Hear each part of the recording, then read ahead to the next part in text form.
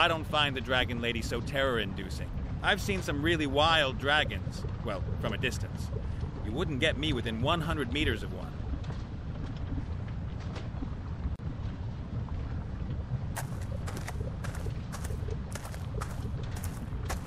There's a steady stream of lava flowing into the dragon basin. The heat's unbearable. Definitely dwarf work. The dragon has to be coated on the inside so that the lava doesn't melt the metal. This hatch keeps the lava in the basin. If you open it with the help of the chain, the lava flows out. If I open the hatch now, the lava would pour onto the floor. There's a piece missing. The dragon is damaged. The head's quite obviously missing. Without a connecting piece, the lava won't flow into the funnel.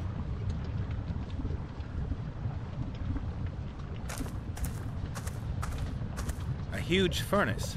Looks to me like they used to smelt metal in it. The furnace isn't going to smelt any metal as long as it's at room temperature. Unless you poured frozen quicksilver into it. A stone bowl. The inside of it is black and sooty.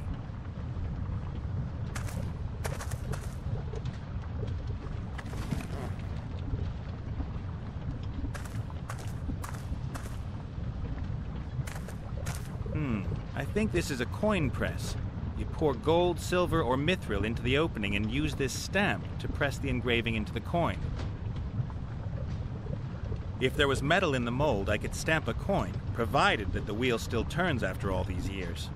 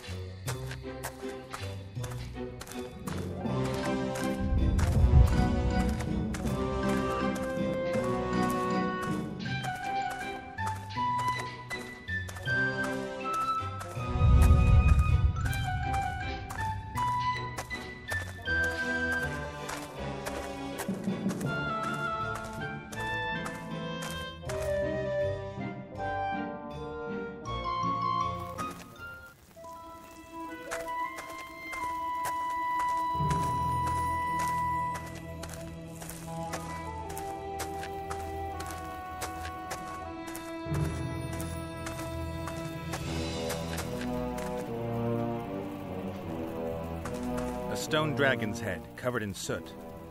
An earth pixie's fumbling around with it.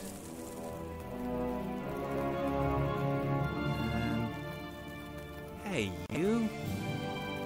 Who's that? The stone figure there. Can I have it? Who's that? You want something else for it? I don't think I've got anything for you. Who's that?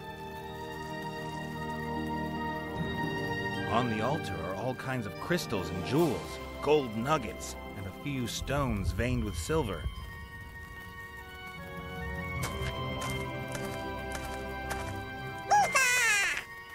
Sorry, don't get excited.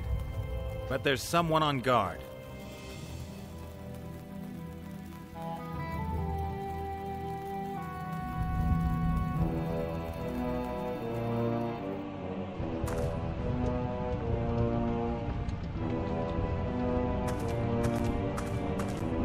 A row of strange stones. They're really smooth and slightly glittery. They probably come from deep inside the mountain.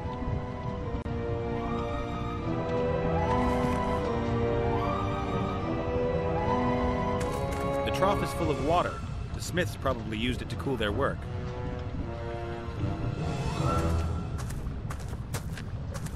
An old anvil with dwarven lettering. A mighty thing.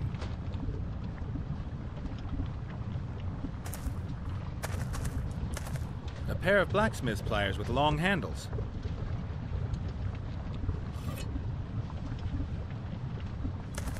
A hammer. One side of the head is rounded. This sort of thing is used by a blacksmith.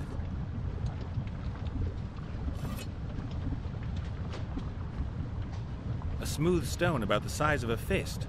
Seems pretty light.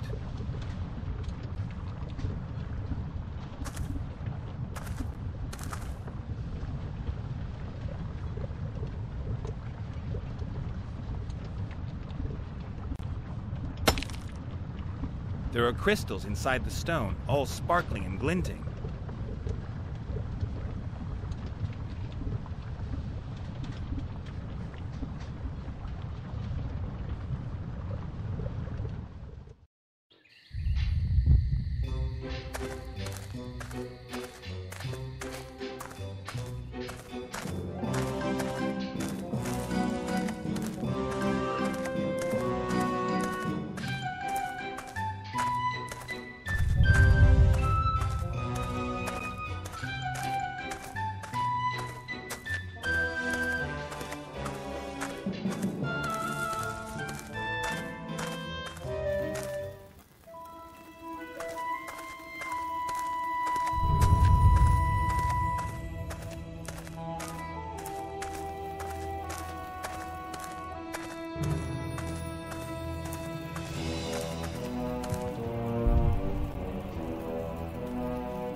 There are crystals inside the stone, all sparkling and glinting.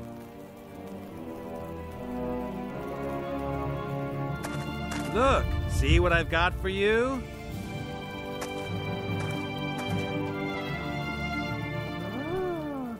Rosa.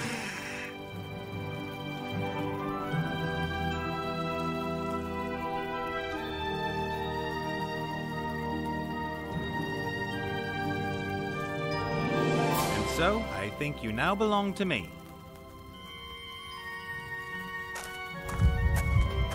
The big stones stand out, but maybe I can take a few of the small gold nuggets unnoticed. Theft! Get him! The human has stolen some gold! So they can't hear you anymore? So when you're sitting on top of my head, only I can hear you, right? Wow, what a bummer. Don't celebrate too much. I'm planning an opera for this evening. Wagner's Ring. These jewels are pretty enticing, but I don't want to push my luck. I'll leave them where they are. That ugly little guy is the Earth Pixie's deity. He'll have the say round here again since I've taken the helmet away. Pretend to be a deity, how could you? A shameful sin, and Woozar will punish you. Woozar looks very content, and I'd better not touch him. The Earth Pixies would probably flip out. Ah, rubbish! Pick him up, don't worry. You can even shake him, no problem. You giving me rotten advice on purpose? Would I have any reason to?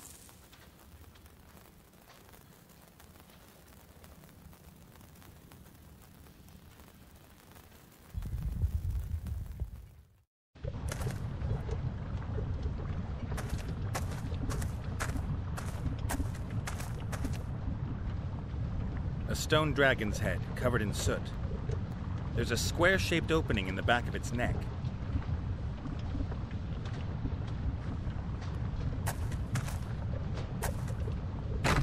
That's done it. The head fits perfectly. I think I could let the lava flow again. The head makes the connection from the basin to the funnel.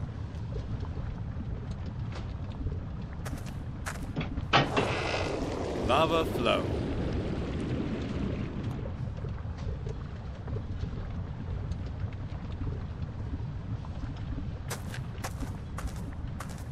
The furnace is so hot you can hardly get near it.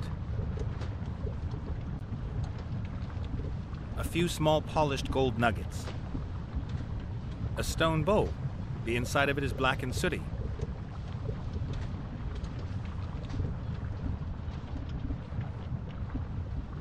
A pair of blacksmith's pliers with long handles.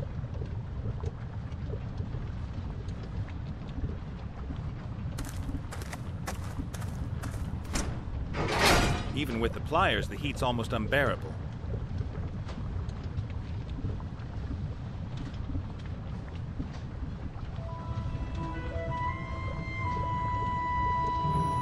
The nuggets have melted in the furnace. A small golden pool has formed in the bowl.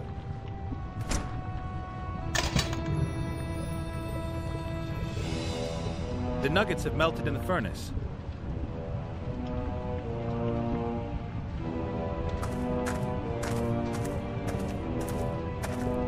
Ah, good. I'll I'll pour the gold into the mold. Should be just enough.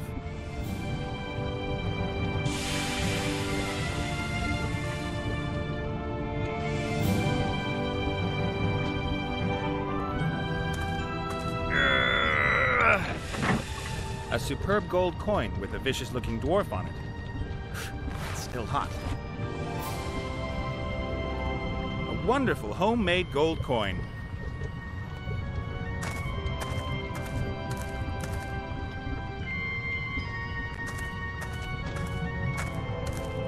Hello, gorgeous. Yes?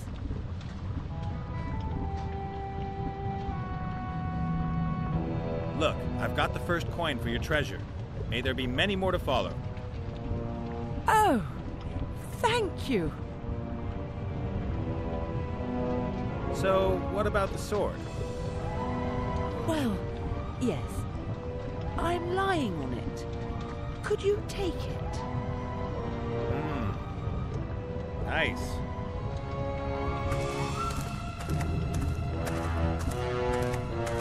Where is it exactly? A bit further down, I think. Yes, there. There it is. That's the head off a pickaxe. Just a bit further. Ah, great.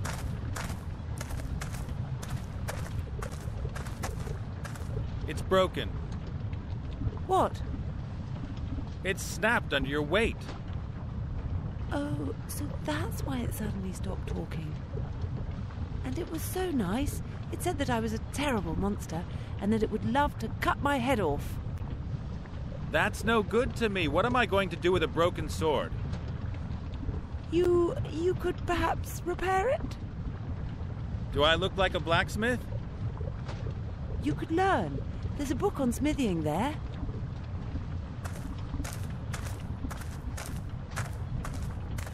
Zero to weaponsmith in 14 days. That's too long. I don't have 14 days.